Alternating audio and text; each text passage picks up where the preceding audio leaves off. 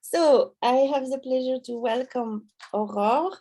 Aurore is very well known in Switzerland for her background, experience, and active role in supporting a lot of social entrepreneurs. So that's why we met a few years ago, and I know from other people, she has a really great reputation here in Switzerland. And I asked her to introduce a bit the notion of social entrepreneurship, and especially to address the specificities to get funded and to get access to finance. So thank you, Aurore, for having accepted. And maybe you could share your screen if it is possible. And yeah, let's go on. Thank you. I hope everything will go smoothly on the technical aspect. Can you see the PowerPoints?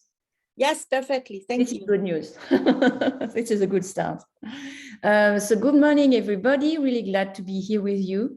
I'm not sure I will be able to show that to you, but just for the inspiration, I wanted to show you where I am. You could definitely know that I'm in Switzerland. And yeah, this is just like incredible view. I'm on a business retreat, and they kind of choose, I believe, an incredible place. So that's just for the 5 seconds inspiration of the morning. Then onto the subject. The idea is really to introduce a little bit about different business models for social entrepreneurs. I will talk a little bit about business model. I will also talk a little bit about legal statuses, because depending on whether you're an association, a non-profit organization, a limited liability company, a cooperative, you may have access to some mechanism and you may not have access to others. So that's why I will talk a little bit about legal statuses without going into any details, because obviously the environment will change from countries to countries.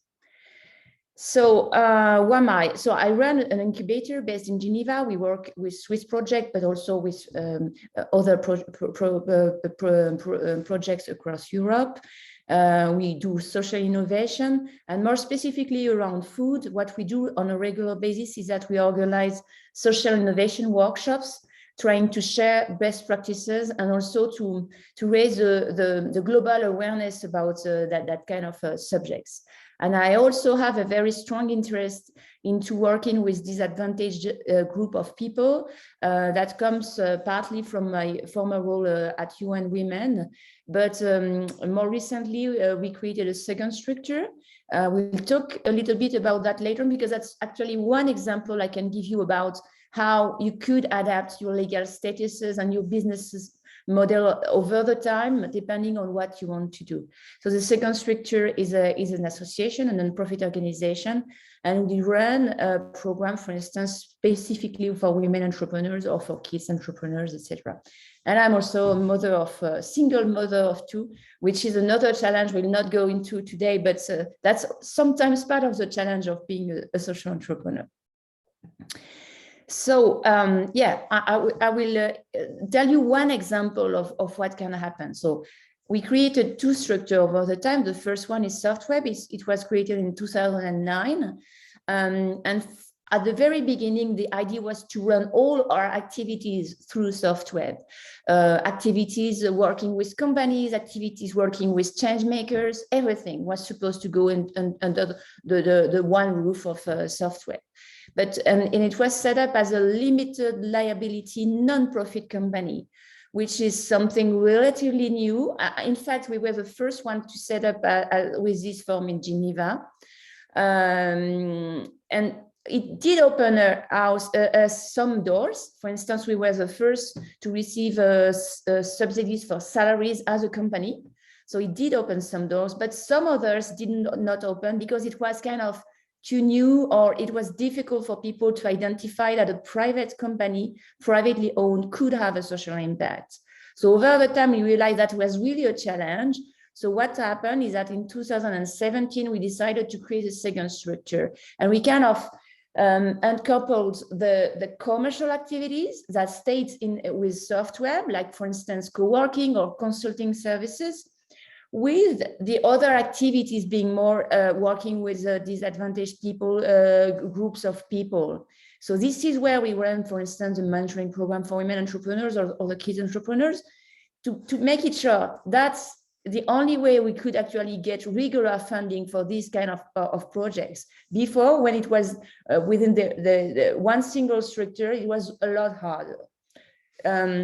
So that's one example of how you could adapt your legal structure and then your business model and then your funding mechanism over time, depending on what you want to do and also what you see on the field. You could have a theory of how it works, but then when you start doing things, you realize over the time that something do not happen as planned, and you may want to be a little bit more innovative about how you do things. This is a graph that is kind of inspired from the Stanford Review graph about that. And it's interesting to have it in my mind to kind of understand, because social entrepreneurship is kind of a buzzword. You could find talking about many things, but these many things do not have the same reality.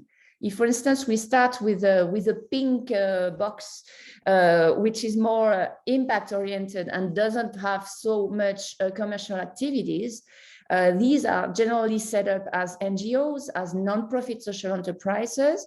Most of the financing is through subsidies and donations.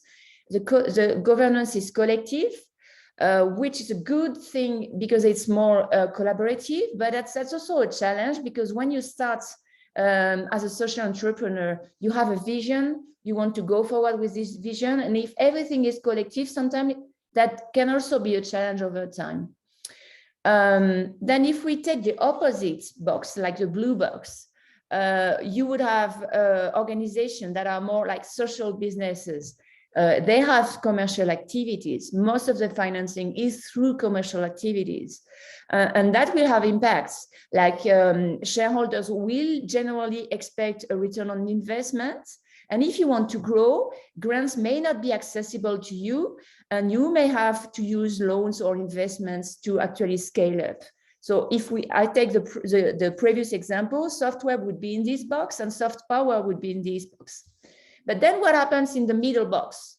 Like you would like subsidies and earnings. You could use loans, but sometimes you're not comfortable doing that. You would like to keep using grants. So it is everything around hybrid organizations. What I mentioned before, being a limited liability non-for-profit company could be an option. Another one could be for this box and this box to use certifications such as B Corps or other things. But then there's a growing trend to actually have these tandem organizations. What's this called? Tandem organization, like I showed before, like you have software, soft power. Both of them are like a sister organization. Both of them have some kind of activities. And through this, you actually extend the range of what you could do in terms of financing. So let's go into other examples. I took different examples. Obviously, there are many others, but I find those actually inspiring. So if you go into the pink box, one example is Unicité, which is an Ashoka Fellow based in France. They want to promote social service for young people. They do not have per se, they're not selling services, but they're financed through donations of private companies. And they run as a non-profit organization. So that's one way to approach things. Opposite of that, one example, it's a company, commercial company. It's called Beyond Beanie. They work, actually they're selling beanies crafted by local communities in Bolivia, and they have a strong belief they want also to do some give back. So they're more like one single entity, but they commit to be giving back things like meals, school kits every time they sell something. But still their focus is on commercial activities. They're not requesting grants, they're not requesting donations. They're requesting people selling things and giving back a little bit of that. And then in the middle of that, one organization I like a lot is Happy City Lab. It's based in Geneva. And what they do is that they do cultural projects. And they're a very interesting group of very creative people, and they have been setting up a limited liability companies. They are selling consulting services to entities, cities mainly, but once they develop new projects, these projects will require subsidies over the time to be sustainable. Then they create smaller organizations, sister non-profit organization that will run over the time, get recurrent subsidies, and that is the way for them to keep being innovative and still being able to be financed over the time. Don't get afraid by this one. I know it can sound really complicated, but it's not that complicated. This is from a guide that I can definitely forward to you if you're interested in. It was designed by Thomson Reuters, which provides some legal advice to nonprofit organizations. And what is interesting there is to see, okay, these are the different options you could use in terms of legal statuses. And it would be interesting for you to actually go through this, and depending on the answers you get, you will get an answer on, you could be a cooperative or you could be an association. If you are an association, that's good news. If you are not, it's just like opening your mind to, would there be other options for me? And if I go to open to changing something to my organization, will it open to me more doors? It's really the idea behind this. Bad news is no legal status is perfect. There are always doors that are closed to you, depending on what you choose. But it's more like trying to know what are the different options and what are the possibilities you could use over time. Then I know your organizations are different from each other, but lots of social projects do not start by setting up a business model. This model, it's based on the business model Canva, developed by Osterwalder and Pigneur.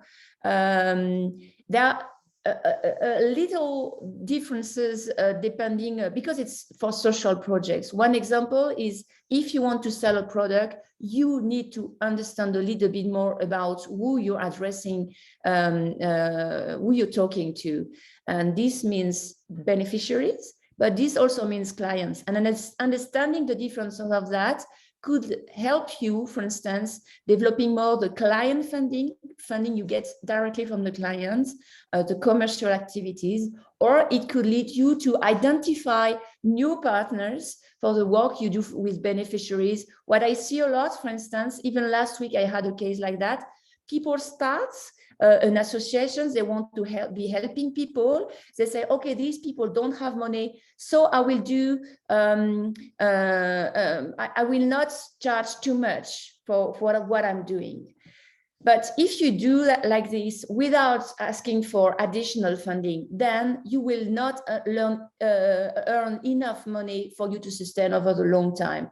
So trying to understand if you could have like foundations financing a part of the work you do with beneficiaries. So it's really interesting to go into this exercise if you haven't done that over the time, and really try to identify your value added towards your beneficiaries, your clients, and your partners, how they can help you, and how you could really develop the funding from them, giving them specific value. At the end of the day, what we identify, that's a graph from Ashoka, is that there are a number of fundings when you start a business, philanthropy and public funding, for instance. There are a number of funding opportunities when your business is growing, mostly investment, but there's the financial gap. Like in the middle, if you started small and you have been running your pilot project, then after a little bit of time, if you want to scale up, there's a lack of mechanism. There are new things coming up, but there's a lack of mechanism. So that's why it may be interesting over the time to identify the financing mechanisms that can help you bridge that gap.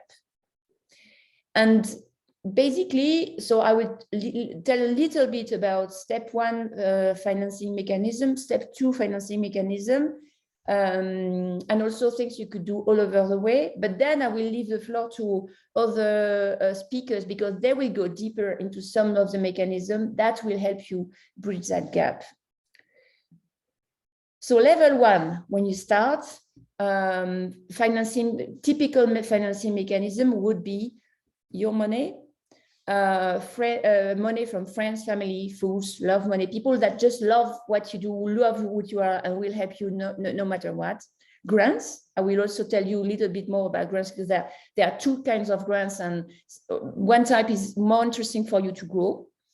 And also, there are a number of mechanisms that are not so well known, which are interest-free loans, loans on trust, or PRI. PRI is like program-related investment. One example is Trafigura Foundation.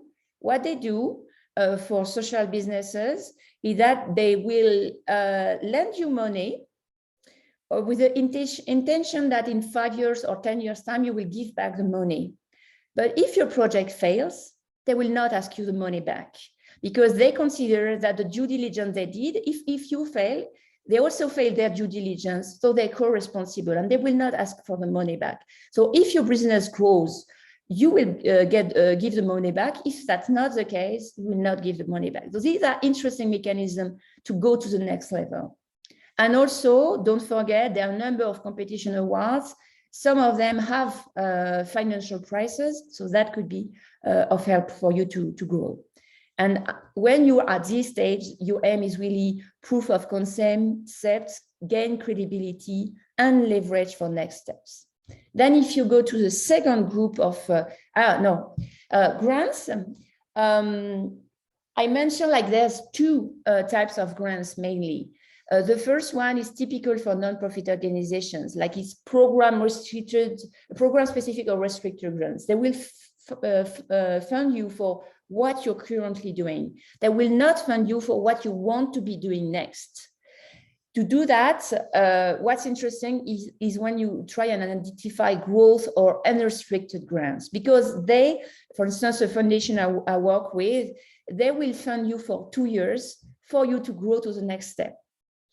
These are really interesting grants because it will give you that time gap in the meanwhile for you to develop your organizations without checking for funds every year.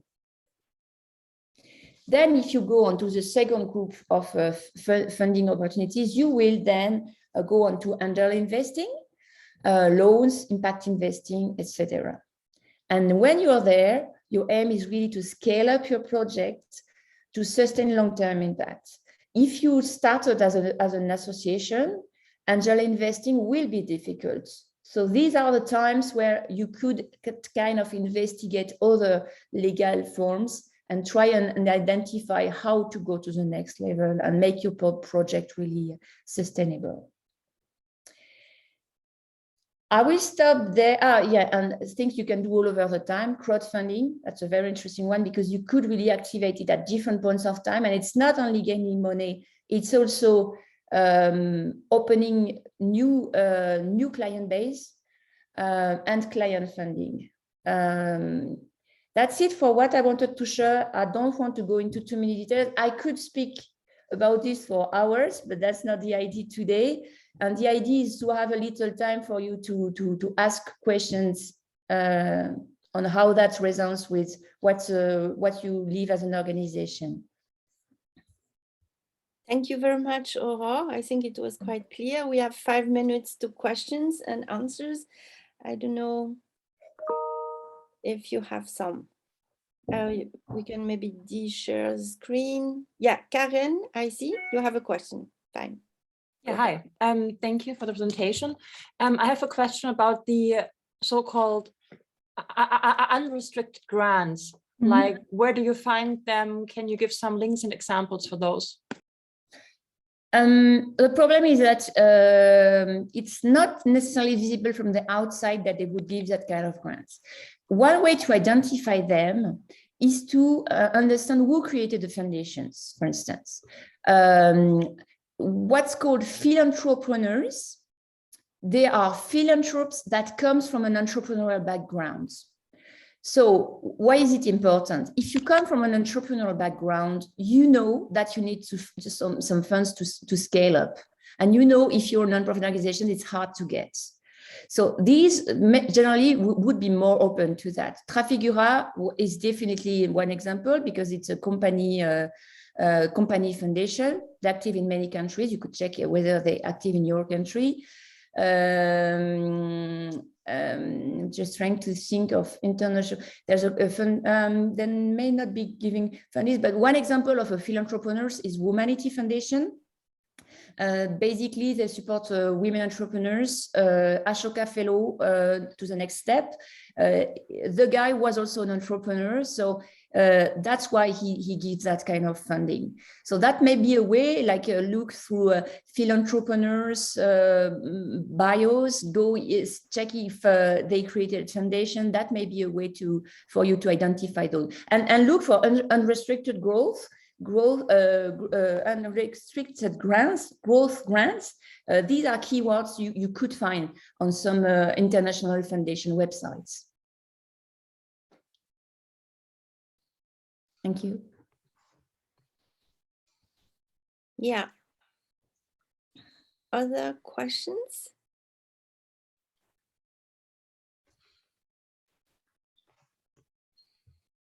Okay. Anyway, we will invite Aurore as well, 21 of January, to have a more Q&A living session. Mm-hmm. And I thank you very much for your preparation. It was great, and it gives us this framework.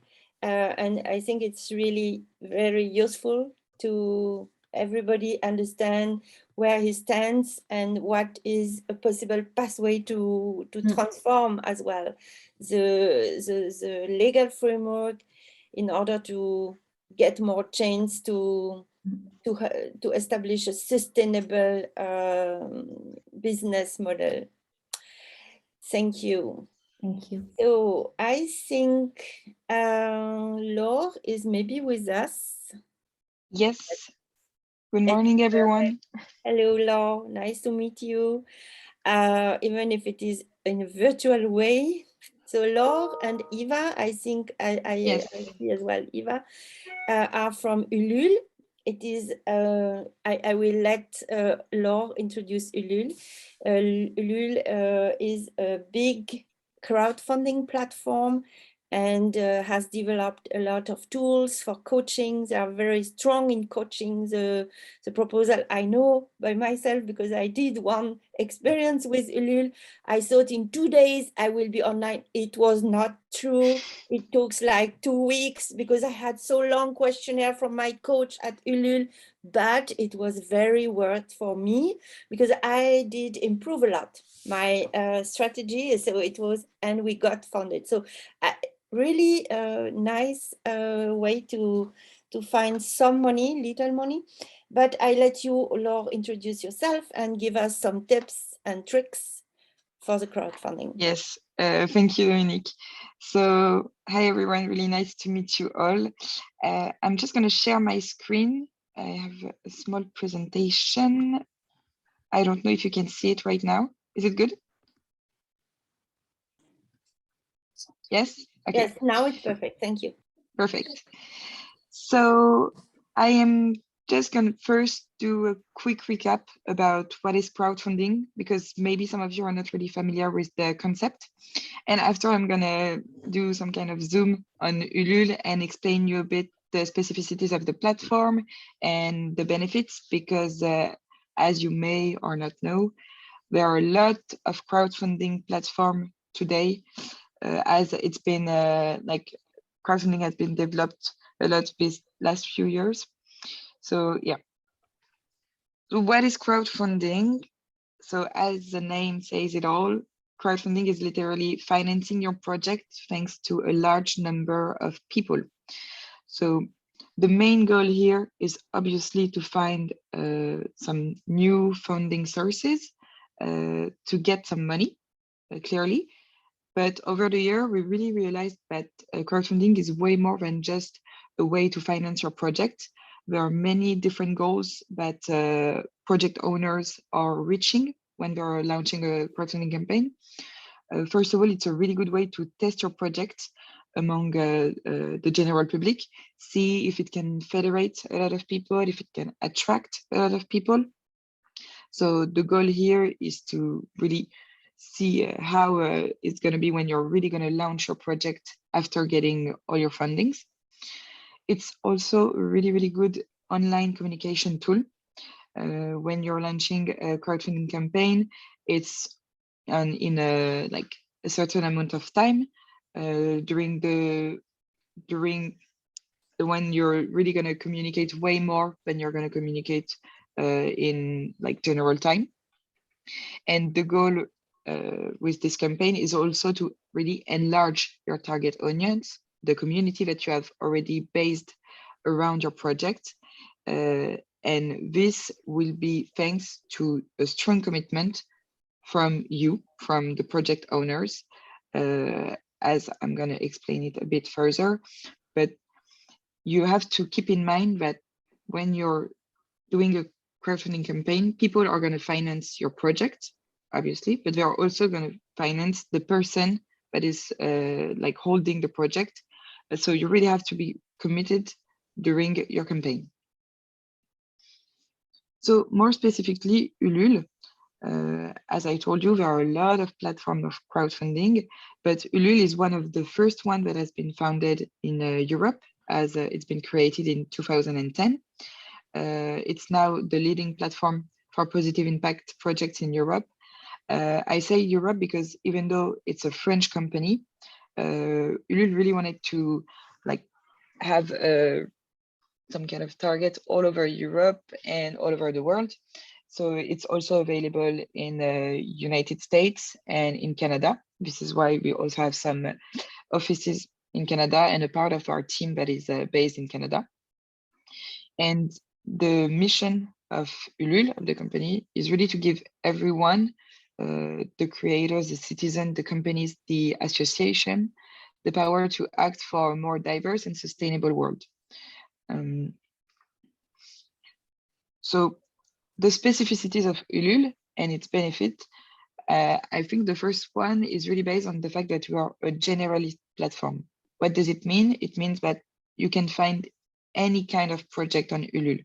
If you go and check the platform, you can see that we can have passion project, but also hygiene project, charities, heritage, music, movies, really a lot of different type of project. Everyone is welcome. And as we have different typology of project, there are some specificities to each of them. And this is why, as success manager, so I am a success manager, and Eva, that is here, also is a success manager, which means that we are coaching some project, but specific project with our categories. We all have one categories in the coach team. So for instance, I am coaching the charities project, but also the heritage project. Eva is more coaching the editions project. And it's really personalized.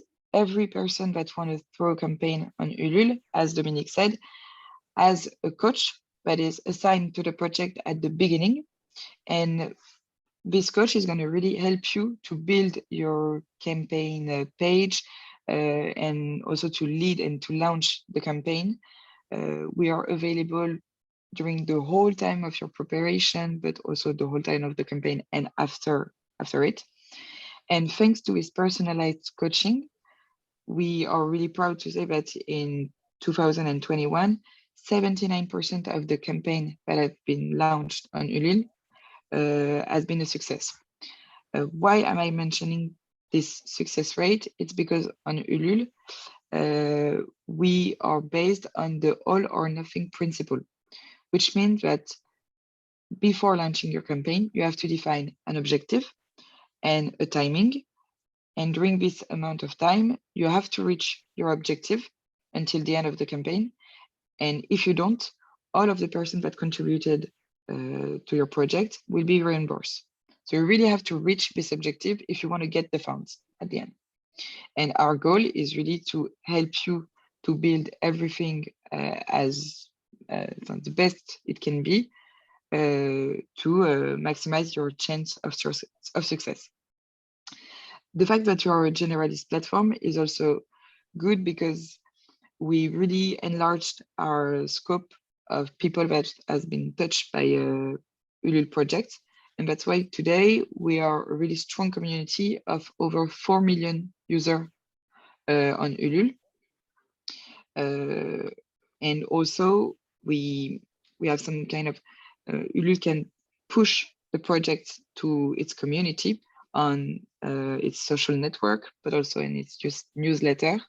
And to give you an idea, 1.2 million people are following the newsletter. And so so Ulule can bring visibility to some project to this 1.2 million user. So here I'm really focused on the crowdfunding platform, but over the years, Ulule really wanted to build a real ecosystem to help to project holders from the beginning, the creation of their ID, to the distribution of their product at the end. So we really wanted to enlarge our ecosystem, first of all, of partners. We have many companies that actually provides visibility and or financial support to project holders during their campaign or after it. But also we developed 2 other offers. Last year, we created trainings that are way more intense, way more complete than just the personalized coaching. It's really more focused on you. It can last, it depends. We have several trainings. So some of them can last 3 days, but we have other formation that are actually over months. The one that lasts 1 month is really for the people that are at the step of the ID and really want to develop and build the project to launch a campaign after all. And the one that is 3 days is really more focused on creating everything you need for your crowdfunding campaign. We also created 3 months ago, a new marketplace that is called Bien ou Bien. In French, in English, it means good or good. And on this marketplace, you can find products to have a more sustainable way of life. And most of the products that you can find on Bien ou Bien has been founded on Ulule. So here I just took an example of a campaign page to give you a bit of an idea. So how it looks like on Ulule, but I really invite you to go on the website to see how it's done, how it works. The back office, you can also create a project page to give you a bit of an idea of the organization of a page. So I just took an example of a reusable capsule, Nespresso capsule. And as you can see here, it's a real project. It's not just an idea, it's really concrete.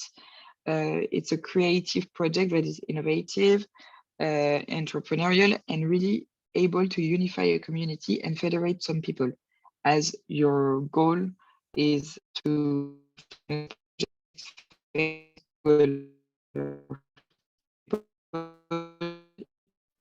it has to federate people around it, not just an idea. You really have to tell a story, like really detailed description around your project. The more you detail, the better it is, because it will reassure the people that will actually contribute after reading your project. So you really have to create a sense of commitment to the project and make the contributor want to participate and become your ambassadors afterwards. So you really have to work on your storytelling in crowdfunding. And then on the right side, you can see right here the two elements that I told you, that I talked about earlier, the objective and the timing. The fact that you have to fix a realistic objective, as if you don't reach it, you're not going to get any funds. It would be a shame to fix a really high objective and not getting the fund at the end. So really work on this and like do some estimation regarding the community that you already founded around your project, and also define a good timing. The optimal campaign timing for us is between 30 days and 45 days. And finally, last but not least, the rewards. So on Ulule, the rewards are mandatory. You really have to propose a list of them, attractive one to like attract the most people that you can. And these rewards can be symbolic, material, or experiential. But watch out, you can propose financial reward, which means that you can offer a part of your company as a reward on Ulule. So this is the end for me. I know that it's been kind of brief. I didn't go really deeply in everything, but I hope that it's been clear enough for you. And I'm open to questions if you have any. Thank you very much, Laure, for your nice presentation. I think it was full of information. I don't know if some of you guys, you have questions or suggestions or experiences made with crowdfunding that you want to share.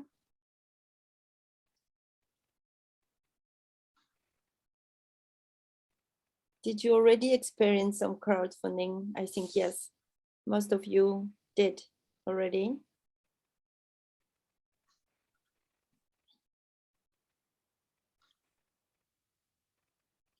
Thank you, Edith.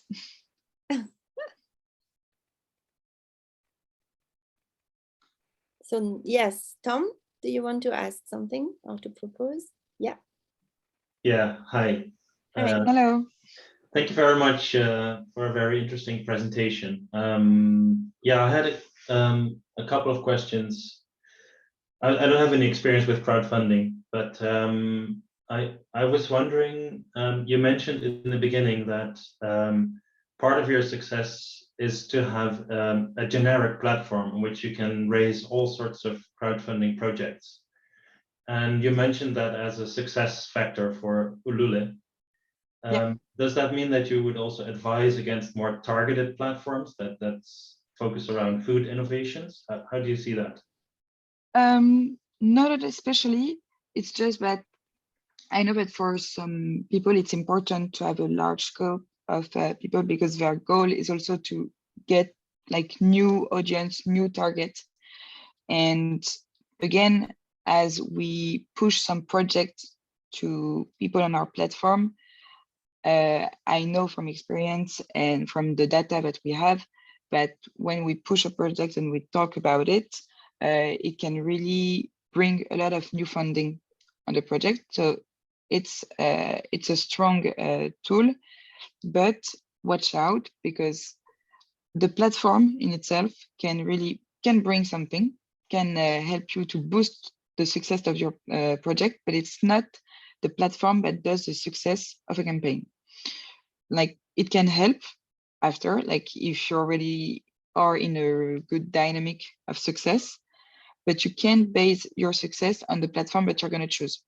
And actually specified platform also have their benefits and like advantages compared to Ulule.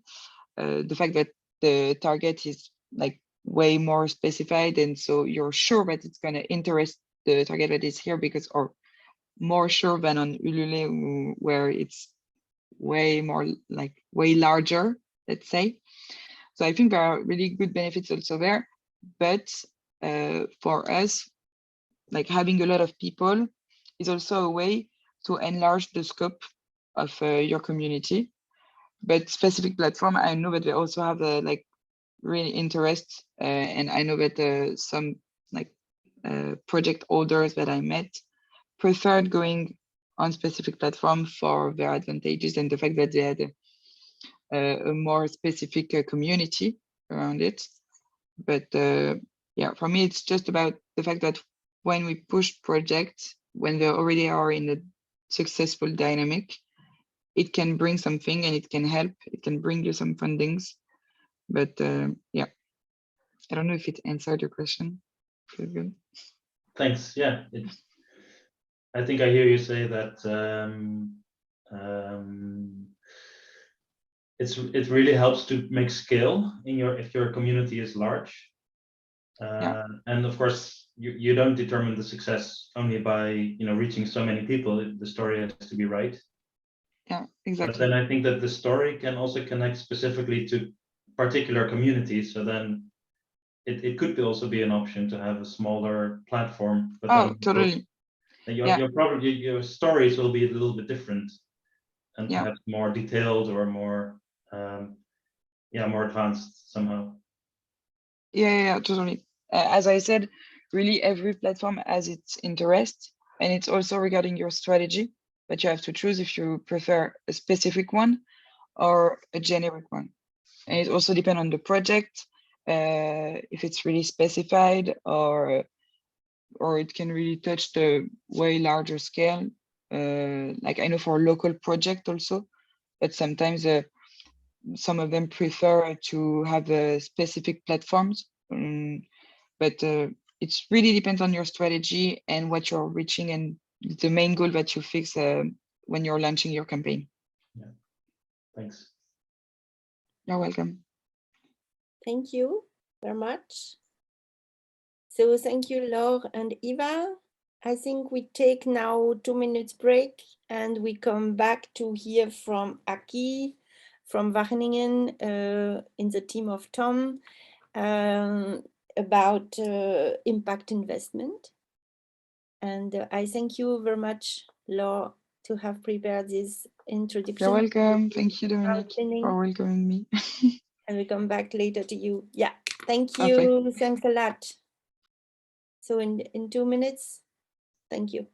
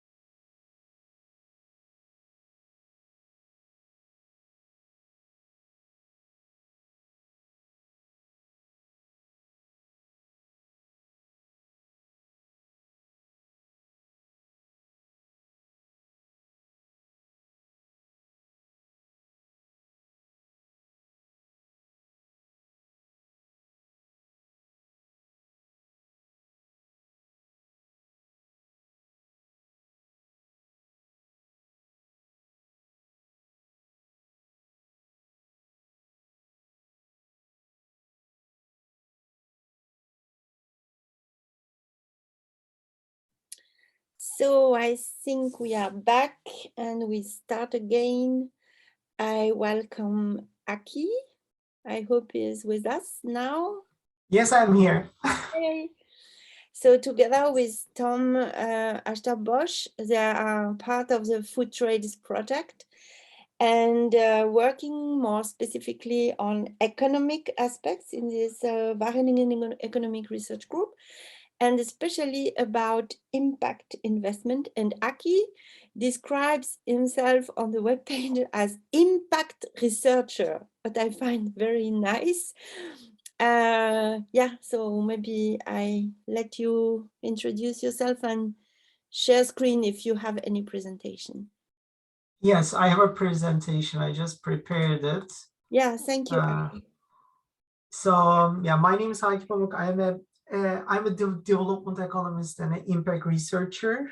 This is how we define in a small group in Wageningen economic research ourselves. We mainly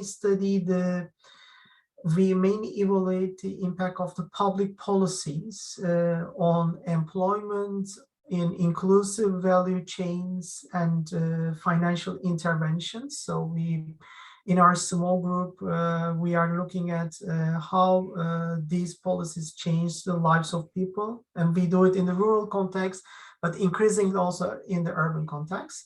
But today I will actually talk about impact investment, which is a new subject that we develop more and more expertise within Wageningen economic research. And we work together with Tom. And in FoodTRAILS, actually, we work on, so let me introduce the FoodTRAILS project. Like it's a 4-year EU-funded Horizon 2020 project. We co-design and co-implement pilot actions through participatory living labs in 11 European city regions.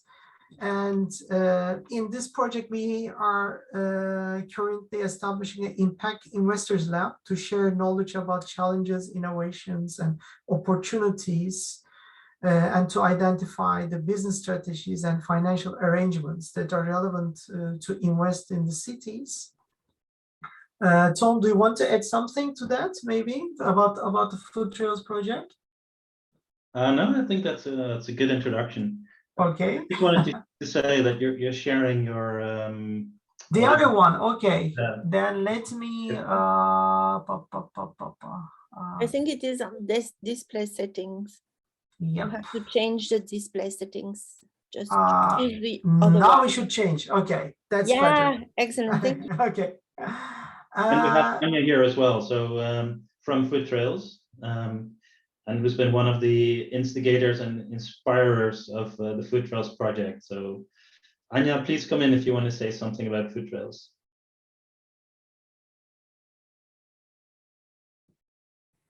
Nothing to say. I think they are familiar with the sister project, and because I think we have very similar objective with Food Shift 2030.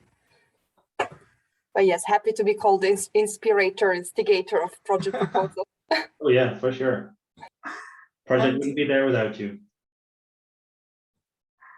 And I always say that Anja knows, I suppose, sometimes more about impact investment than me. So Anja, whenever you want to chip in, please chip in. So today, what I will mention about mainly is we conducted a mapping study for the impact investment in urban transformation as a studying exercise before establishing the Investors Lab. So I will mainly talk about that, and I will try to introduce you what is impact investment, how we understand it, and try to show really shortly what is impact investment and how this can be linked to the food system transformation. And I think the most interesting part is I will introduce 3 impact investments examples in food system transformation. And I shortly summarize the challenges and the possible arrangements that can be made. So what is impact investments like, and why we have some kind of an opportunity, why we are talking about it? So impact investment is investments made into companies or organizations with 2 intentions usually. I say usually because sometimes you can give up the financial return. So you have 2 intentions. One is like either creating a social environmental return, and the second is also getting a financial return out of your investment. And according to the Global Impact Investment Network, there are about more than 1,500 organizations that manage assets worth about 715 billion US dollars. And but these organizations are quite small, like 75% of them are managing less than $500 million. So it's actually many small funders or funding agencies are managing these assets to invest. One striking figure that's relevant for us is only 9% of the total funds are allocated now in food and agriculture investments. So it's quite few, but according to the Global Impact Investors Network's recent survey, actually 54% of these investors that participated in their studies says that they want to increase their investments in food and agriculture investments.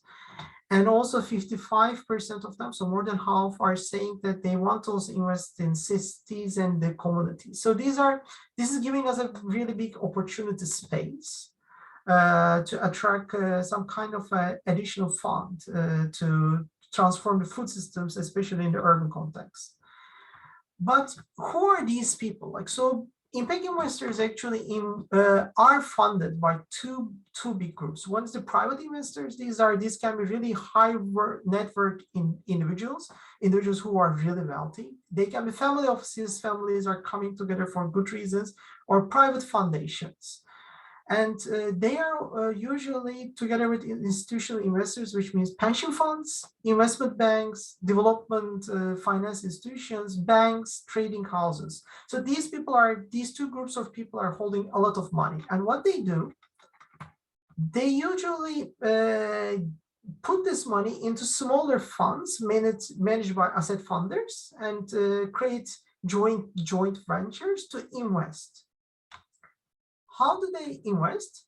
They can give a credit to a social enterprise or a small company working in the food system who are supposed to create impact. They can buy a share of you, so it's an equity investment, and have a seat in your business. But then they will seek for profits, or they will sell these shares in the future with the hope that these shares will make money actually. So we are talking about investment of 5 to 10 years then. Or in some cases, especially the public funds and the private foundations, sometimes they can give grants. So it means that it's free money. It's just they give you the money, and this is given usually the non-profit businesses. The distinction is actually with the equity investment. So when they have your shares, they will need some kind of a profit from whatever you are doing. So a social enterprise, which is not supposed to make any profit, is usually outside the scope of the equity investment by the impact investors. They can more benefit from the debt instruments like a credit with a low interest rate, or the grants from them. And the nice thing is, like, usually these things are bundled. Like, so sometimes debt instrument, you can get a credit, but they can have a share in your business, but sometimes they can give a grant, and then also they can again be the equity investor, so sitting in your business, or they can extend the debt, which is where the interest rate is lowered with a grant. So if we want to summarize how these things looks like a bit, you will see that like these, I said, like this is the huge sum of money here. These people are putting some capital, invest in smaller funds usually, but of course they expect a return usually. And then these small funds are either giving some credit through debt, impact bonds, or put their money to be your shareholder, and usually they return. And then we expect them, if they're investing in the food system, create some kind of a social impact, food security, increase food security and environmental impact. So this money is invested in the activities here that are creating this impact with a financial return usually. So what we did was we were looking for examples of impact investments in the urban food system. We had come across some. I put them here, and the red ones I will a bit go in more in depth, but of course I will not explore everything. tell everything about them.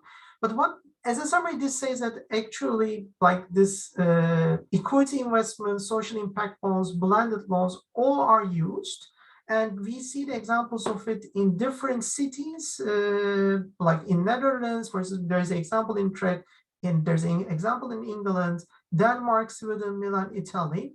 So there are examples coming up from different places, and also the impact investors are not have to be always in the same country. For instance, Dutch investor, Triodos can invest something in Denmark and Sweden, or we will see that, for instance, the same is a Ruby investor, which is a Dutch company, but now it's investing in an organization that started, if I'm not wrong, in Denmark, but now in like operation in multiple cities in 51 countries. So the examples. I want to start with a social investment loan for Foodworks. So what's Foodworks doing? Foodworks is a social enterprise operating in Sheffield, UK, running a kitchen and a local community garden.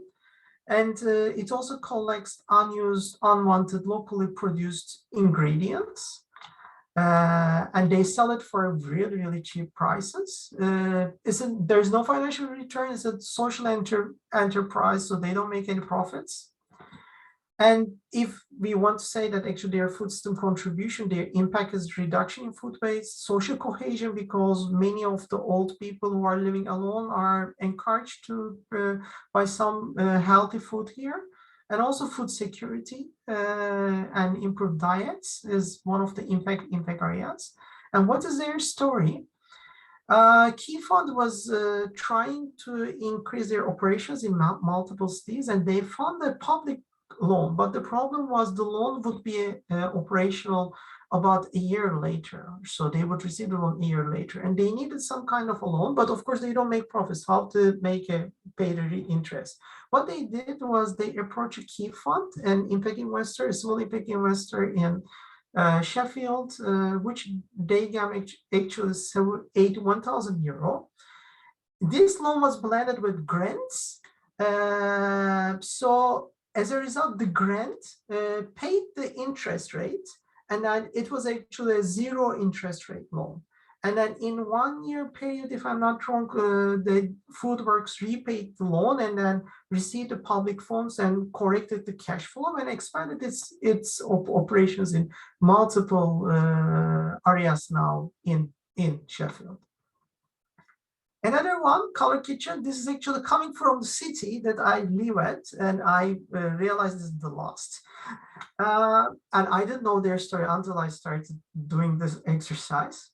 It's a foundation, a chain of restaurants and in-house catering. What their impact aim is, they train and create employment opportunities for vulnerable groups in society. So people who serve time, people who are young and they don't have any job or expertise or specialty, and they cooperated with Utrecht municipality.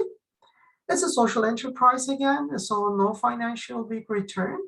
And they try to serve healthy food in their restaurant chain and employ these vulnerable groups. So creating employment here. How were they financed? So you will see that if you're in Utrecht, you will see that they have multiple actual restaurants and chains, and they don't look, I mean, they are pretty nice. As a starting point, they have been funded by Rabobank and Start Foundation. They have received about €750,000, and this has been done by the social impact bonds that are paid to the investors by the Utrecht municipality. What is the catch here? The funder, so the Rabobank and Start Foundation, receives a higher repayment from the Utrecht municipality if Color Kitchen is more successful to create impact. So what does it mean? So if they have higher number of trained people, and if the participants of their program are employed for a longer term by other businesses or by them, then it means that they create a positive impact. And these numbers are monitored, and they receive a higher, then the funders are receiving a higher return from the Utrecht municipality. So this was the way they financed first time their operations. And the last, now we go for equity investment for organic meal boxes, and we are looking for an organization in Denmark, an online retailer. They started their operations by collecting organic fruits and vegetables and other organic products from farmers, and they were delivering them to the customers in a box. And also they were including a recipe for how to cook them. So as you can see, but the different thing is they had also financial return plus impact. So they were creating some kind of a profit as well, but one of their mission is creating impact. And this is actually creating impact in terms of healthier diets. Local employment was one of them. Now we can discuss it further.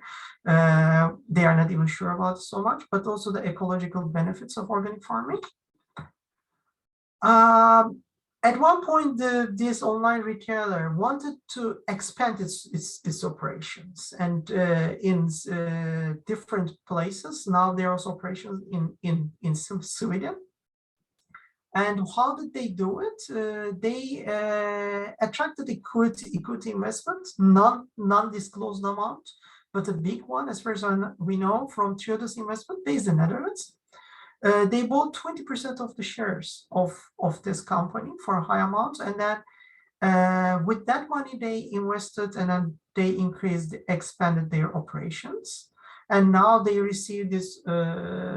Actually, they procure goods also from different countries, organic fruits and vegetables they procure from, not only from Denmark and from other countries as well. So what are the challenges and the possible arrangements that can make like the linkages? So how can we increase this 9% investment from the impact investment to, for instance, 20%?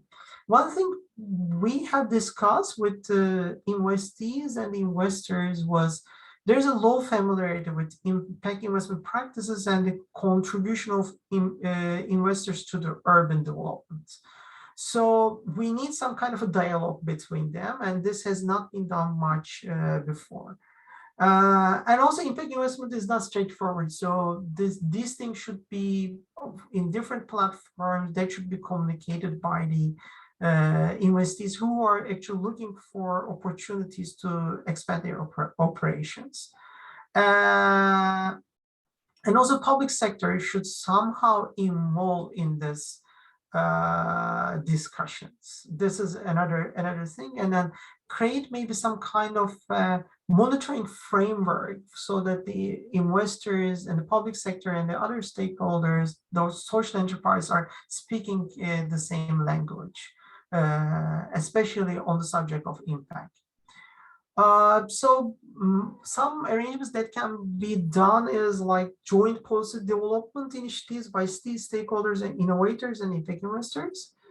And also there is a need for development of impact finance instruments relevant for food system investors, especially how to measure the impact is like how the contribution to the food system will be assessed. Is a challenge because it's not easy to measure the healthy diets and the contribution to it. For carbon emissions, for instance, there are much more tools around that the impact investors can easily monitor and confident that they can report it to their own investors. And also the public funds should understand like how they can this process supports the local decision making, and they should start a dialogue with the public sector and the impact investors starts to develop and find ways to work together. So this is the end of my presentation. I hope it's clear. I tried to touch upon many subjects in one presentation. Our report is not still public, but we will make it public soon, I hope. It needs some changes in the layout, actually. This was the reason. But I think maybe I can share it with the people who wants to have a look at it, but with the permission from Tom and Anja. So that's it. Looking forward to your questions and comments. Yeah, thank you very much, Haki and the whole team.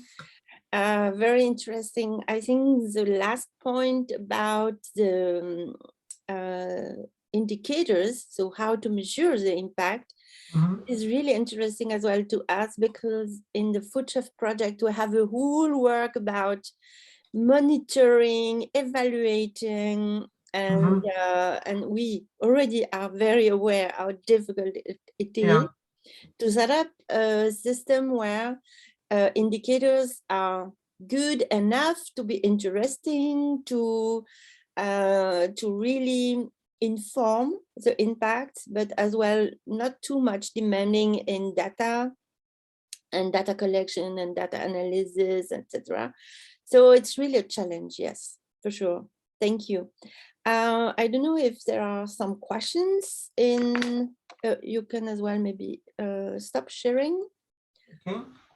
So that we see who is raising hands, if any. So please, I invite everybody to ask questions about this presentation and the impact investment in general.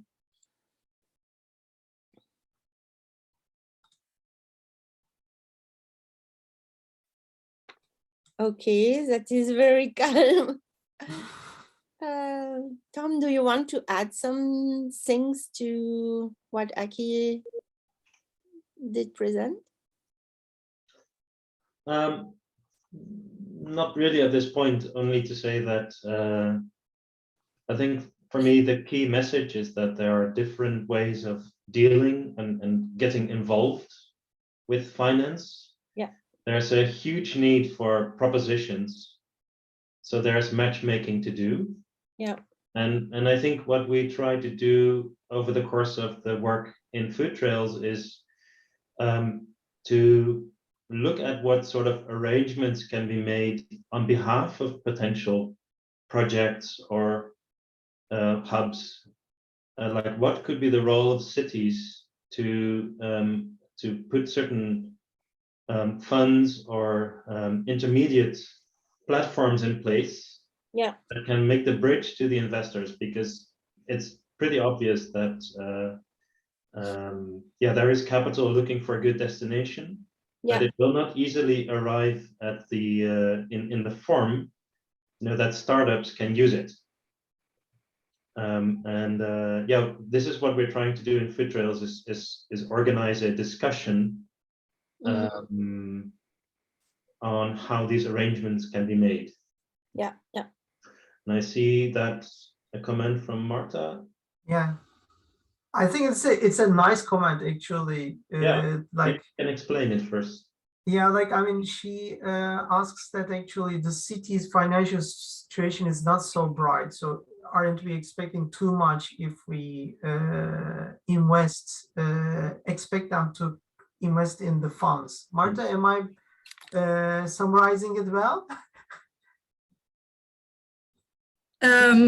No, I was just referring to your last slides with challenges, and then a lot. I mean, there was written some text about that cities would need to be more involved in reaching in this impact investing. Well, that's how I understood it. Maybe correct me if I'm wrong. And then I was thinking about our Polish situation, where cities are in huge debt, and they, if they were to invest in impact investments more, then it's a challenge for them. That's how I see it. But maybe you have a very different experience. Actually, this is what we say is using maybe less public funds, but playing more intermediary role between the private capital that's available there these days and using that money. But then the problem is the problem is a matching problem, because as I said, many impact investors are small in size. We are talking about 5 to 10 people that are working sometimes as asset managers located in one country, and you have different social enterprises, for instance, in Poland, then someone should matchmake them and get them to communicate with each other. And I think cities have this understands both worlds quite well and can improve on that matter. But this is not always, just last point, we also know that one thing we figured out, not all cities are familiar with this concept. For instance, when you go to UK, because of the financial environment, they are more familiar with this context. But when you go to other countries, this concept is very new. So that is, we think the cities can play a role to familiarize this concept to the investees, actually. Interesting. Yeah. There will be much more to say, but I think it's also good to close it here, and because we have more on the agenda. Yeah, for sure. But We'd be happy to come back. We started a bit late, but we can continue as well on the 21st of January. We want as well to continue the discussion about funding. So I will get in touch with you. Yeah, we'd be happy to stay on board. Okay. Yeah. So we close now. I see a good comment from Rico in the chat. But we will jump into the last presentation. I will give the word to Anja. Anja is at EuroCities, so it is an association among a lot of different cities in Europe. And she supports, as a team member of this EuroCities association, she supports the cities in getting funded by European funds, among others. And it is good to have her here because it is really a kind of jungle, this European fundraising. So I give the word to you, Anja. Thank you. And she is, as you heard before, initiator of this FoodTRAILS project, and now she runs a reflection to make a matchmaking between FoodShift and FoodTRAILS for the next call. So thank you for being with us, Anja. Yeah, good morning, everyone.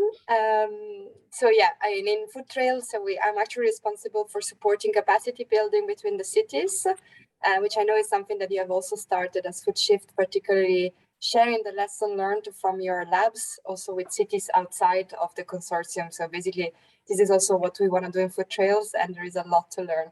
But on the other side of my work, indeed, I'm responsible for food and procurement at EuroCities, a network of big cities in Europe. I think most of you are already member, but maybe you don't take full advantage of what we can offer. So just very quickly, this is what we want to do. We want to make sure we want to increase the knowledge on urban food policy. We want to inspire the political level, the technical workforce inside cities to be more active around food, and especially take example of what is already out there, also for those cities that maybe still have to start. We also want to influence European legislation. Some of you might know that there is quite a lot coming up in the last month, and there will be a lot coming in the next month, which will affect also cities in Europe, particularly when it comes to food procurement, food waste recovery, but also when it comes to healthy food environment. These might not be a legislation, but more work to do. We still don't know the details, but you can expect that at a certain point in the next years, this will come down on cities. So it will be good that you maybe start to get involved in advance in order to make sure that what will come down on you is in line with what you want or is as ambitious as what you're already doing. Yeah, and then a facilitation of relationship between food policy officer, in particular, together with the Milan Urban Food Policy Pact. For those of you that were in Barcelona in October, when the only event live that I attended this year, hopefully more to come next year. So why I know about funding? Because one of the objectives we want to reach in the working group is for EuroCities member to successfully apply for more EU funding, similar to FoodShift 2030 or FoodTRAILS, because as we really liked impact project that bring results at local level. So this is, as I say, a very concentrated starting point on try to get the head around European funding. If you're already very familiar with this, you can stop me and say, okay, this is boring, I already know. Or you can say, no, please stop here. I really need to understand this better. But it is an introduction, and I'm more than happy then to answer any further question. You can come back to me by email as well. It's really not a problem. So where to start? Well, actually, I don't know how many of you, do you know how much is the budget of the European Union in terms of percentage of the European GDP? Would any of you have any idea? It's not big, but I don't know. Try a number. The entire European zero dot something. I was going to say 1. 1.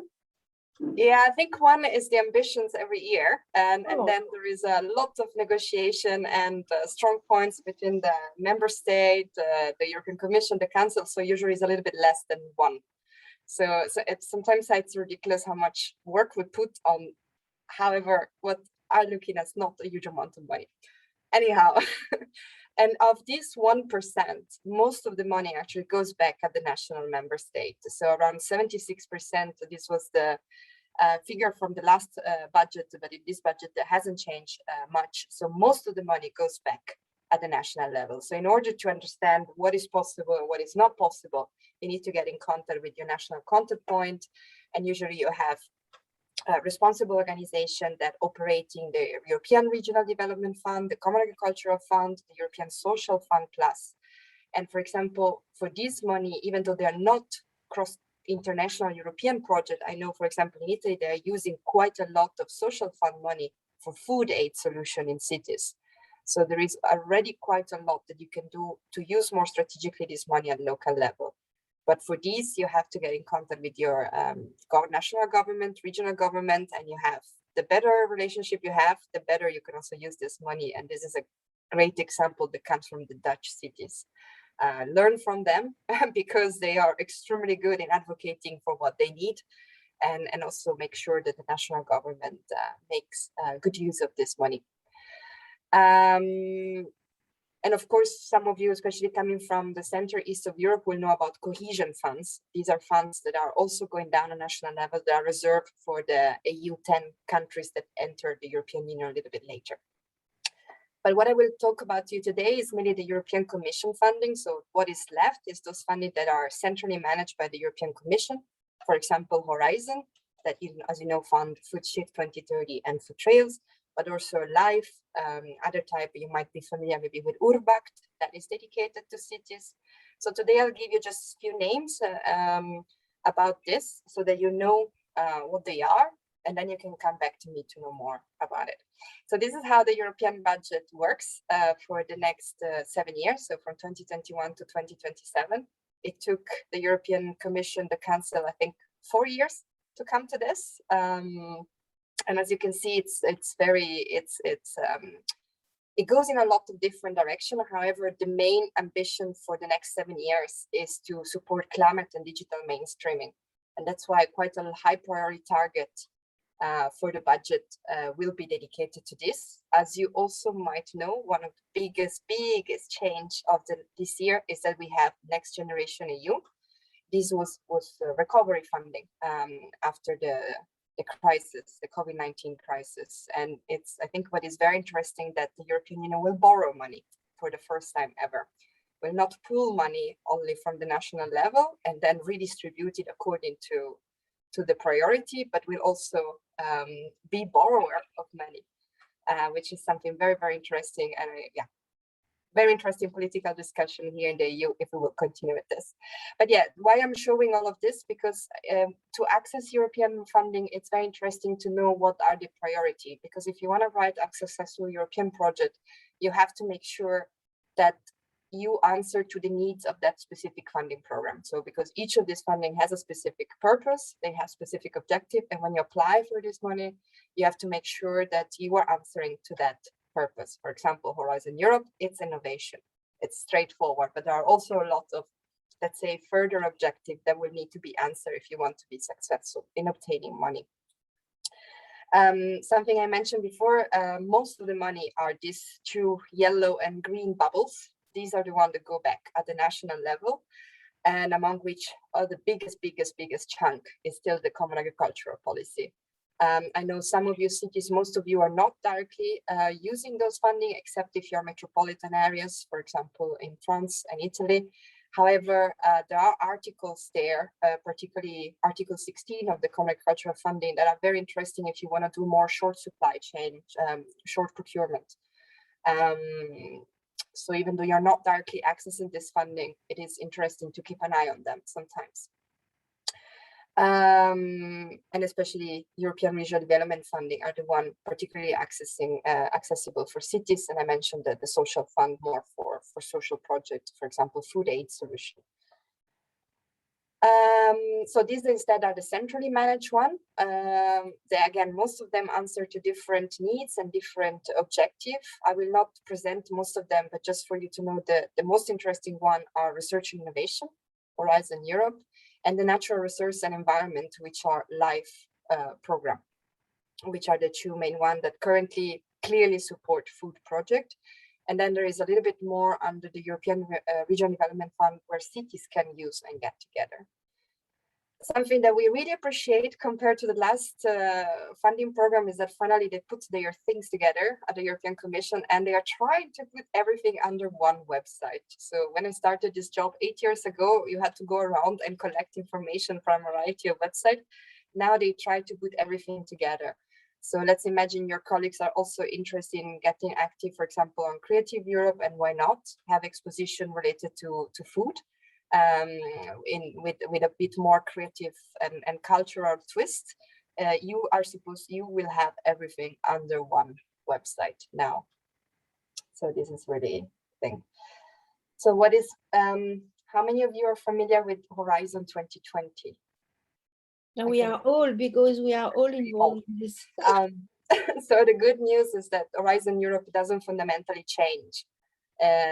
Which is Astrid also, I think she's in the call, will confirm that luckily they decided to go on the good path and continue with similar approach, which facilitates all our life.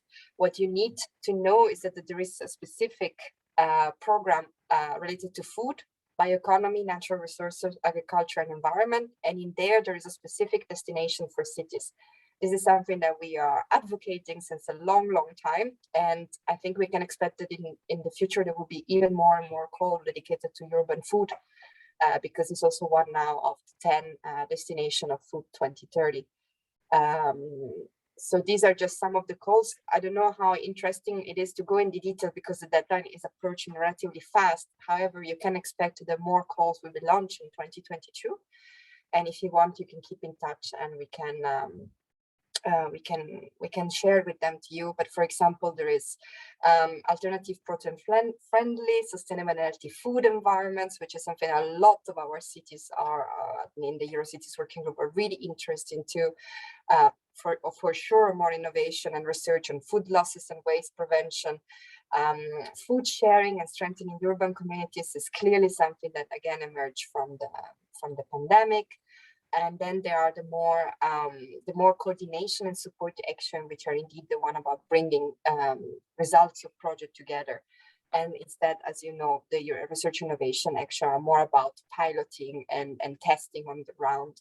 This is, for example, there is a specific call on empowering citizens on data rights.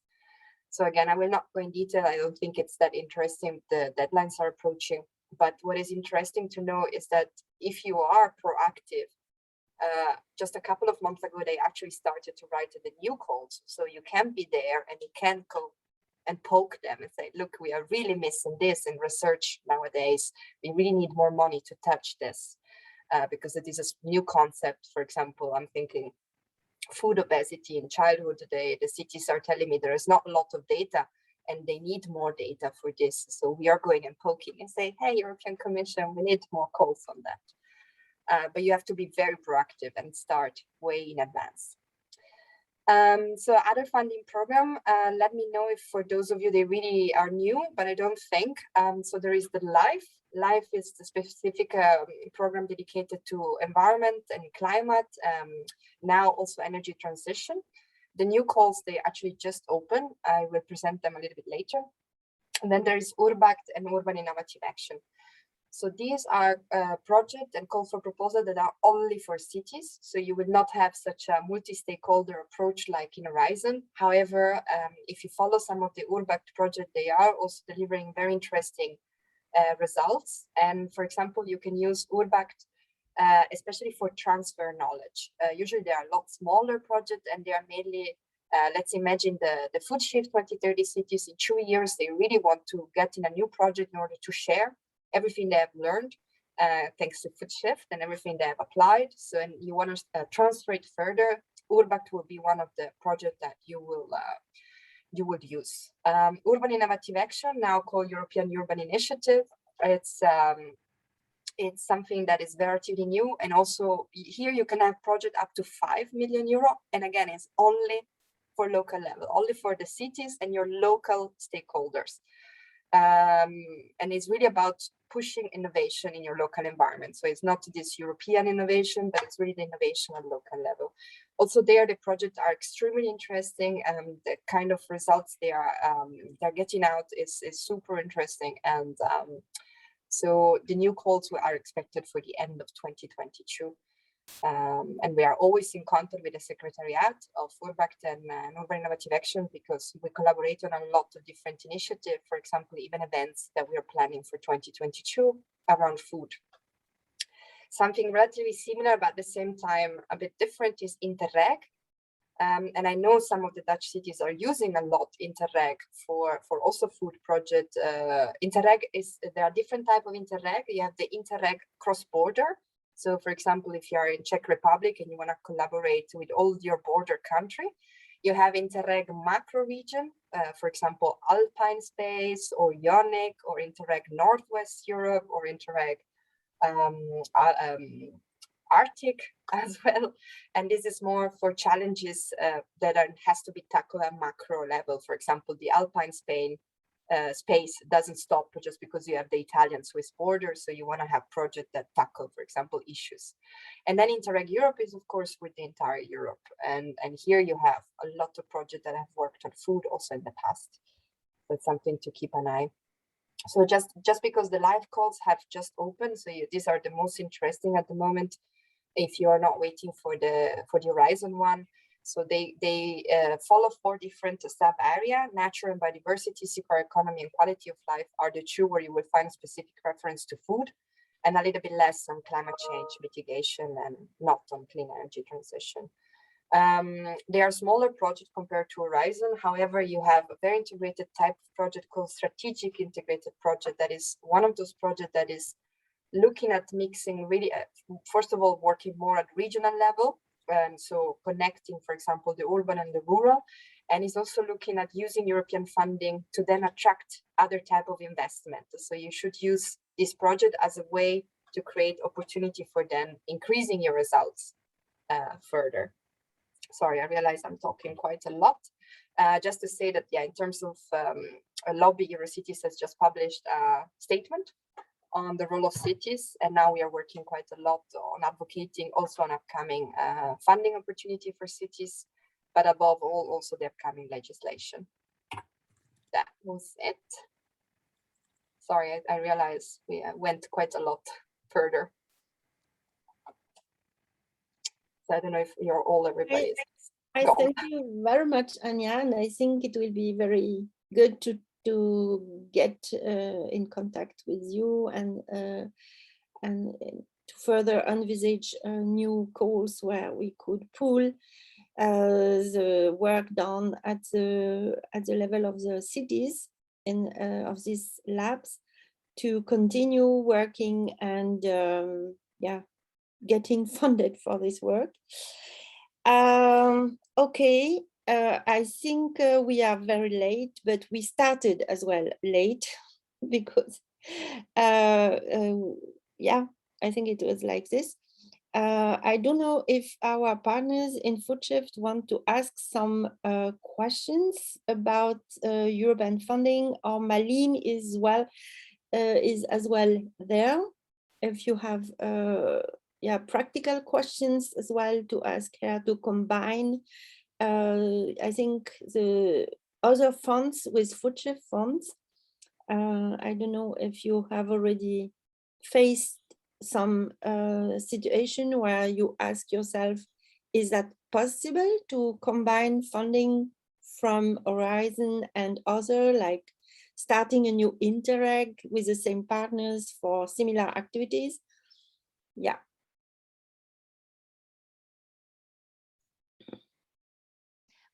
Maybe I can just jump in. Yeah.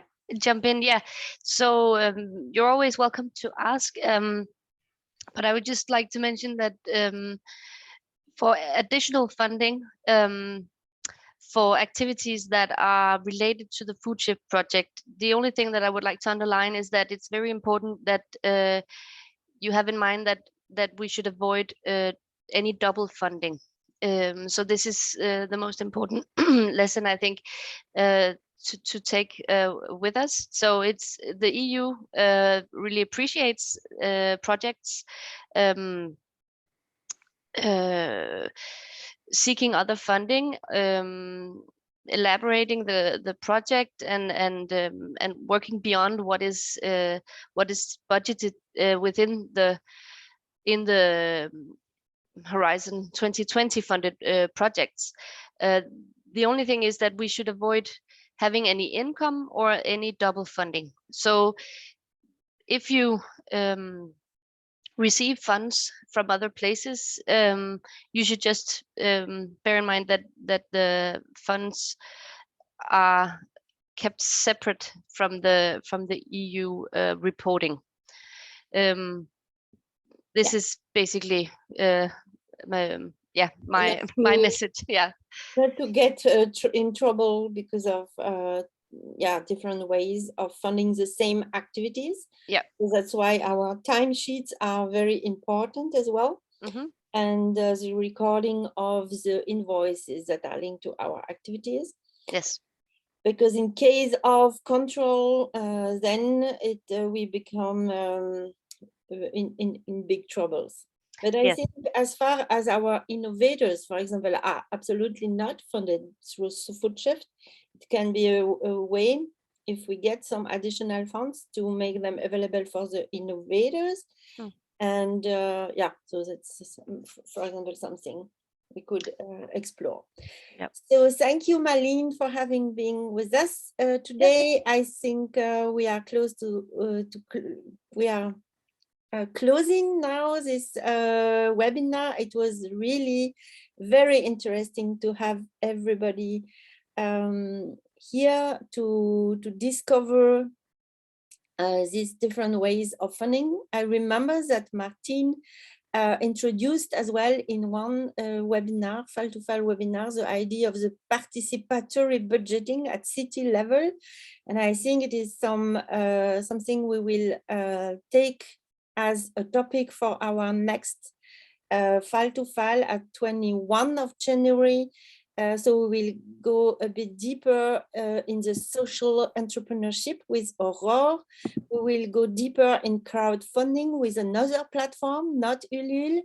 And we will maybe ask Martin to talk about this participatory budgeting at city level, because it is as well a very nice way to make the citizens more empowered to decide about the funding.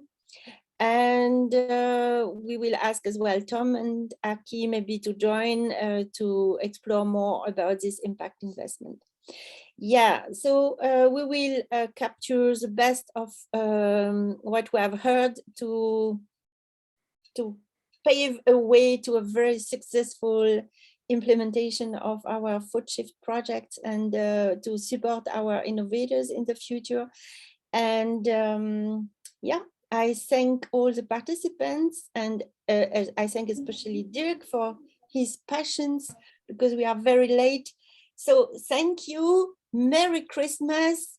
and Happy New Year, and enjoy your holidays. Thank you. Thank you. Thank Bye. you. Great. Bye-bye. Bye. Thank you. Bye. Thank you. Bye. Bye. Thank you.